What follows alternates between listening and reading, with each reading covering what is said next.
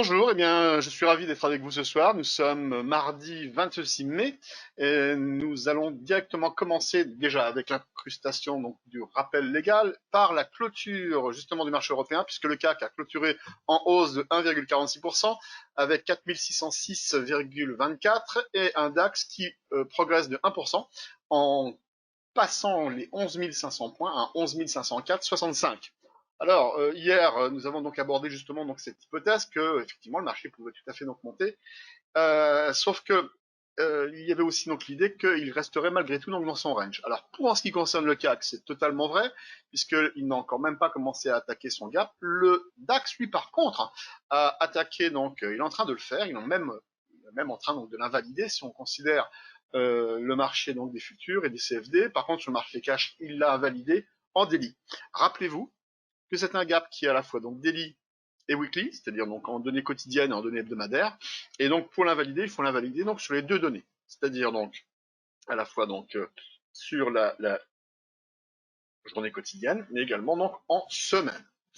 Dans le domaine du fondamental, hein, et bien voilà, donc on va supprimer donc cette partie-là et nous allons passer directement justement sur ce dont on voulait parler.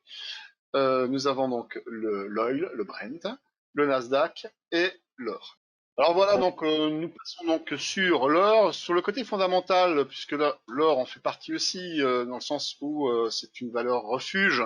Et aujourd'hui, donc le marché donc est boosté par les nouvelles sur les différentes sociétés, les biotech, sociétés de la santé, laboratoires. Nous avions entendu parler de Moderna, qui avait donc donné des espoirs sur le vaccin. Nous avons maintenant Novavax, qui est une société qui progresse de 16%.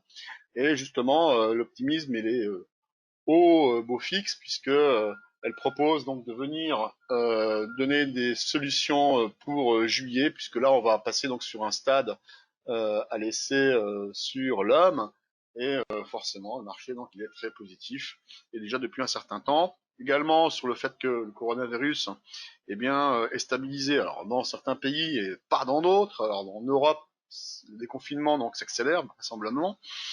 Par contre, donc en Amérique latine, donc ça devient de plus en plus grave, ainsi que en Russie. Et au niveau des statistiques sur l'utilisation, par exemple, du trafic routier, on est revenu quasiment à la normale aux États-Unis et en Allemagne. Alors aujourd'hui, donc justement, donc ce sont des éléments fondamentaux qui normalement devraient doper le pétrole, et pourtant non, on le verra tout à l'heure, puisque simplement donc il faut des catalyseurs fondamentaux, c'est vrai, mais il faut également donc une structure technique qui permet également de le faire. Et là, pour l'instant, donc les deux ne sont pas au rendez-vous. Alors, pour en ce qui concerne l'or, avec les clients d'XTB, nous avions eu l'occasion donc d'en parler. Alors, les personnes débutantes, on va continuer donc sur l'or puisque c'était le sujet que l'on avait abordé. Dans l'idée qu'effectivement, donc l'or est justement sur une tendance qui est plutôt haussière, solide, et que tout permet donc d'envisager donc un mouvement qui devrait continuer à monter. Sauf que, entre-temps, nous pouvons tout à fait corriger. Ça n'est pas du tout incompatible. Et justement, donc dans le cadre de ce qui avait été expliqué hier, nous pouvions donc très bien continuer à dériver comme ceci sur voilà tout simplement donc une dérive latérale. Là actuellement, nous avons donc en vision H4, puisque nous pouvons donc changer donc les données, comme vous les avez pu le voir, nous étions en weekly, et bien nous pouvons descendre donc en données quotidiennes et on peut descendre encore dans des unités, on appelle ça des unités intraday, à l'intérieur donc des séances, et le H4 c'est en définitive la moitié grosso modo d'une journée. Et ce que vous pouvez voir aussi, c'est qu'à partir du moment donc, où les structures en arrondi que nous voyons à ce moment-là et que nous retrouvons à nouveau en H4, mais sur une durée beaucoup plus courte, puisque ce sommet donc de cette soucoupe commence à peu près donc au 10 avril à peu près, et on est arrivé donc sur un sommet euh, le plus haut depuis plusieurs années. Nous sommes arrivés donc au 19 mai. Donc vous voyez, ça dure à peu près un mois. Et depuis, nous consolidons au travers donc d'une structure que vous pouvez donc deviner qui a une forme de biseau, une sorte de triangle. Il y a ça. On les utilise aussi au travers donc de structures graphiques, de patterns. Et ici, nous sommes en présence donc d'une structure en biseau descendant Et donc, généralement, les biseaux descendants sont généralement à connotation haussière. C'est-à-dire que nous avons plus de probabilité de repartir à la hausse qu'à la baisse. Ici, nous avons autre chose, un triangle, ce qu'on appelle un triangle symétrique. Vous voyez ici, là, en jaune. Ça, c'est un travail que l'on avait fait avec les clients XTB. Et là, par contre, donc, la possibilité, donc, elle est plutôt, donc, sans tendance dans le sens où on peut sortir aussi bien à la hausse qu'à la baisse. Sauf que quand on le remet dans un contexte, et que nous venions d'un niveau qui était relativement bas, c'est-à-dire à 1440, 1450 $, eh bien, on attribue, si vous voulez, donc cette hausse à un mât, pour donner donc l'image d'un mât avec un drapeau. Vous imaginez ce que ça peut représenter. Eh bien, ici, nous avons un mât qui est un peu biscornu, certes, mais vous avez donc l'impression d'avoir donc un mouvement donc qui est plutôt à la hausse. Imaginez-le qui soit vertical, et derrière, on y accroche un drapeau qui a plus l'impression ici d'un fanion, hein, comme ce qui donne la direction du vent, par exemple, sur la plage, pour vous donner une idée. Et normalement, lorsque l'on sort donc de ce genre de structure, dans plus de 3 fois sur 4, eh bien, nous avons donc plutôt une sortie haussière. Et là, de la même manière, dans les structures, nous avons donc ce fanion ici, qui lui donc est sorti, reforme à nouveau, on va dire un mât, lui forme une structure en biseau, et ce que l'on peut attendre, donc c'est à la hausse, parce que on l'associe avec d'autres éléments. Vous vous souvenez, on avait parlé donc des moyennes mobiles. Ici, nous avons la moyenne mobile donc à 144 périodes. C'est une moyenne mobile qui n'est pas une moyenne mobile simple. Il y a un coefficient exponentiel qui donne plus de valeur sur les dernières périodes de temps que sur les plus anciennes. C'est pour ça d'ailleurs qu'il y a la donnée exponentielle. Et une moyenne mobile plus longue en temps, puisqu'elle est à 377 périodes, celle-ci elle est à 144 périodes, ce sont des moyennes mobiles de Fibonacci, qui sont établies donc sur la même suite de mathématiciens italiens, et elles sont toutes les deux haussières. Quand nous avons donc ce type de moyennes mobiles qui sont à la hausse, eh bien, nous pouvons donc avoir un allié, si vous préférez, donc justement dans cette tendance haussière. D'ailleurs, on peut le constater, puisqu'il y a eu un impact, deux impacts, trois impacts, sur lesquels donc on est venu prendre un appui pour rebondir. Et là, on est à nouveau, justement, sur ce nouvel impact, et nous voyons cette moyenne mobile à 144 périodes, qui est toujours haussière. Et c'est pour ça qu'avec les clients, donc, on se disait qu'après tout, donc, il n'était pas du tout imaginable d'une façon donc catastrophique de voir les prix donc descendre. On peut même imaginer que les prix peuvent descendre à 1680, puisque derrière, nous avons le soutien d'une moyenne mobile à 377 périodes qui reste haussière. Donc, lorsque l'on associe également un autre soutien qui est du côté des oscillateurs mathématiques, j'avais fait donc le lien avec lorsque l'on va chez un médecin, il vous branche des électrodes sur le cœur, sur la poitrine, pour mesurer donc votre électrocardiogramme, et bien, ou également donc pour l'électroencéphalogramme, ça se passe donc au niveau donc du cerveau. Et bien là, c'est pareil, vous avez une lecture sous-jacente de la santé de l'actif mesuré, de l'or en l'occurrence ici. Et ce que l'on peut voir, c'est que au niveau donc de la tendance en H4, eh bien, on peut voir qu'on était fortement parti à la hausse avec un ADX qui était monté fort. L'ADX, c'est la partie noire, qui donne la puissance donc de cette tendance. La partie verte, eh bien, c'est la direction. Quand le vert est au-dessus, ça veut dire qu'on est en hausse. Quand le rouge est au-dessus, comme ici, on est plutôt en baisse. Et on voit donc que pendant la période donc très fortement haussière, eh bien, le vert était au-dessus, ici, et donc le rouge était donc au tapis, avec donc une forte tendance qui était accompagnée par l'ADX, qui lui représente en quelque sorte votre régime moteur. Et bien là, donc ce que l'on peut voir, c'est que dans cette partie baissière que l'on constate ici, eh bien nous voyons donc le DI- donc passer au-dessus des 25 et partir donc en tendance. Par contre, l'ADX, lui, il est en dessous de 25, et quand on est en dessous de 25, on n'est plus en tendance. Au-dessus, on y est, en dessous, on n'y est plus. Donc ce qui veut dire que l'association donc de ces événements-là, eh bien, peut nous permettre de pouvoir avoir une idée que le marché pourrait donc rebondir. Et quand on passe sur l'unité inférieure, donc en ourli, c'est comme ça qu'il faut faire, hein, justement, pour avoir une meilleure idée de comment se comporte le marché. Eh bien, Nous pouvons voir bien sûr que le biseau existe toujours. Nous pouvons voir également que dans ce biseau-là, donc il a de la pertinence, puisque lorsqu'on l'a dessiné donc avec les clients XTB, je laisserai témoigner s'ils le veulent sur le Market Inside. Eh bien à ce moment-là, donc nous étions donc à peu près à ce niveau-là. Et l'idée, c'était justement donc de ne pas s'arrêter ici, de ne pas repartir à la hausse tout de suite. C'était plutôt donc de venir chercher un impact sur la partie basse du biseau. Cet impact s'est fait après que l'on ait terminé donc le live trading.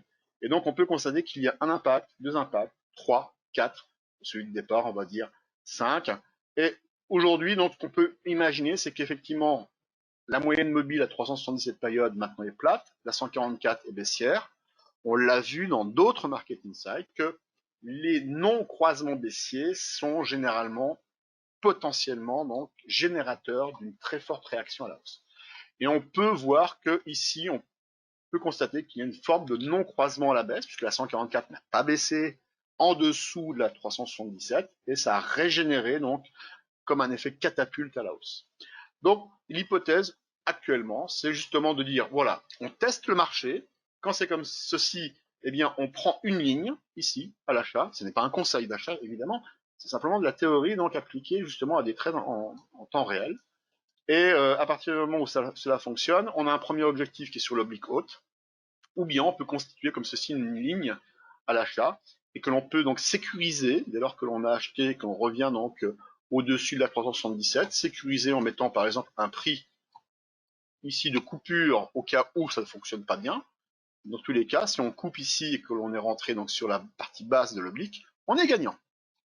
Je n'en fais pas plus là-dessus et on verra donc comment on peut après avancer sur d'autres actifs. Et là donc on va rentrer dans le vif du sujet justement sur le Nasdaq. Alors on avait parlé justement de dérives sur le CAC, sur le DAX et on voit ici cette fameuse dérive haussière, hein, puisque vous pouvez le reprendre, hein, vous avez donc toujours ce canal qui est vraiment fidèle, puisqu'on voit donc clairement que le Nasdaq est venu impacter donc oui de par ici, premier impact, deuxième impact, troisième impact, quatrième, cinquième, et là actuellement nous sommes aujourd'hui en direct, et bien encore une fois sur un impact, et il ne le franchit pas.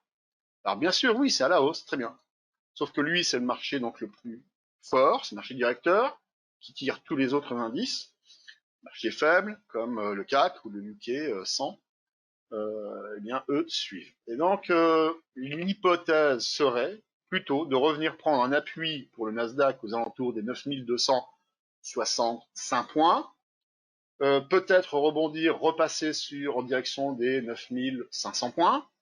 Mais il y a une chose qui apparaît maintenant claire, c'est que cette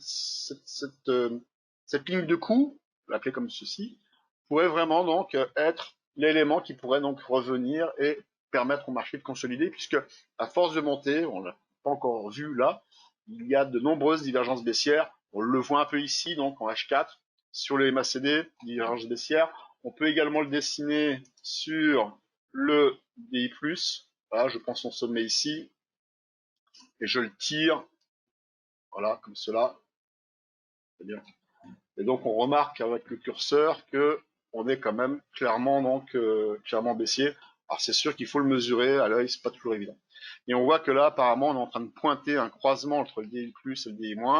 Donc c'est à observer simplement donc le marché, donc même s'il donne l'illusion donc d'être en forte tendance haussière, il donnerait plus donc l'impression d'être en bout de tendance, un peu comme ce qui s'est passé en janvier et en février.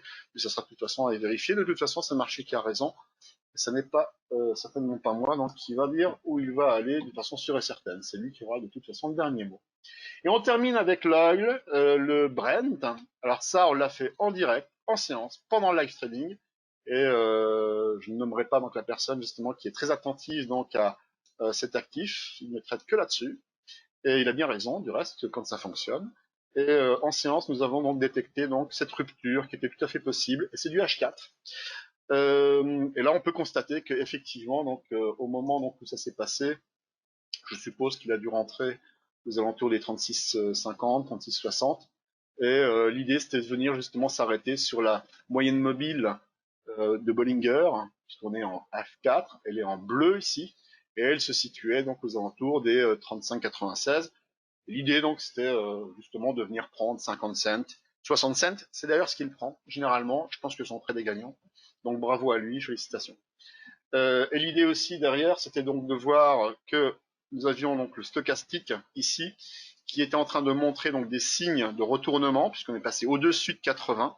Nous ne sommes qu'en surachat et en signe de vente, qu'à partir du moment où on passe au-dessus de 80, et qu'on repasse en dessous. Hein, avant, donc, ça n'est pas donc des signaux d'achat, enfin de moins de survente, puisque là, on voit très bien que pendant toute cette période-là, ici, vous voyez, eh bien, on est au plafond, et pourtant, le marché, lui, continue à monter. Donc, ça n'est bien évidemment pas une preuve que lorsque l'on est donc sur le stochastique au-dessus de 80, qu'il faut vendre. Au contraire, j'aurais plutôt tendance à dire qu'il faut acheter. C'est d'ailleurs également donc, ce qui est écrit dans les points théoriques. Voilà. Bonne soirée, à bientôt. Protégez-vous à travers les stop loss. Et donc, je vous dis à demain, mercredi 27. Et n'hésitez pas donc à liker le Market Insight sur YouTube et de commenter. J'aurai le plaisir donc de vous y répondre. À bientôt, au revoir.